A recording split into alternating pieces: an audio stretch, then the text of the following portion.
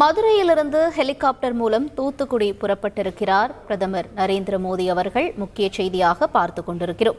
கூடுதல் தகவல்களை எமது செய்தியாளர் ஜெகநாத் வழங்க கேட்கலாம். ஜெகநாத், வணக்கம். தற்பொழுது மதுரையிலிருந்து புறப்பட்டிருக்கக்கூடிய பிரதமர் மோடியினுடைய அடுத்த கட்ட நிகழ்வுகள் என்னென்னவாக இருக்கின்றன? தூத்துக்குடியை பொறுத்தவரையில் என்ன நிலவரம்? வணக்கம்.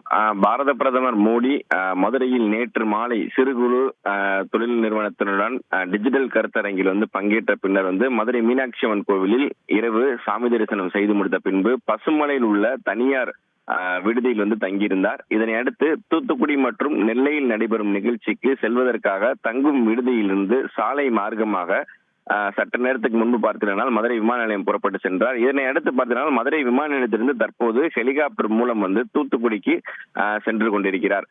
இதற்காக பார்த்தீங்கன்னா மதுரை பசுமலையிலிருந்து தனியார் விடுதிக்கு செல்லக்கூடிய விடுதியிலிருந்து மோடி அவர்கள் விமான நிலையத்தில் செல்லக்கூடிய நிலையில பலத்த போலீஸ் பாதுகாப்பு போடப்பட்ட நிலையில தற்போது விமான நிலையத்திலிருந்து தூத்துக்குடிக்கு ஹெலிகாப்டர் மூலம் சென்று கொண்டிருக்கிறார். அதை நாம் பார்த்து கொண்டிருக்கிறோம்.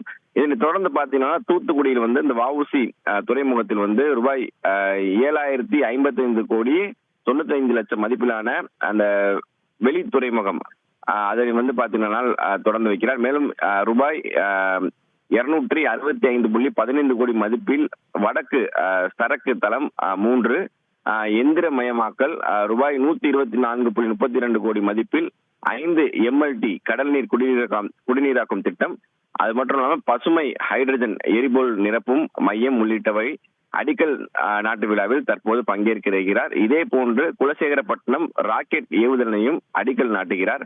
மேலும் 10 மாநிலங்கள் மற்றும் யூனியன் பிரதேசங்களில் அமைக்கப்பட்டுள்ள 75 கலங்கரை விளக்கம் ரூபாய் 1,477 கோடி செலவில் முடிக்கப்பட்டுள்ள இந்த வாஞ்சி மணியாச்சி நாகர்கோவில் இடையே இரட்டை ரயில் பாதை நாடு முழுவதும் பார்த்தீங்கன்னா 4,586 கோடி செலவில் முடிக்கப்பட்டுள்ள தேசிய நெடுஞ்சாலைகளையும் நாட்டுக்கு அர்ப்பணிக்கிறார் என்பது குறிப்பிடத்தக்கது. இந்த நிகழ்ச்சிக்காக தற்போது மதுரையில் இருந்து ஹெலிகாப்டர் மூலம் தூத்துக்குடிக்கு பாரத பிரதமர் சென்று கொண்டிருக்கிறார்.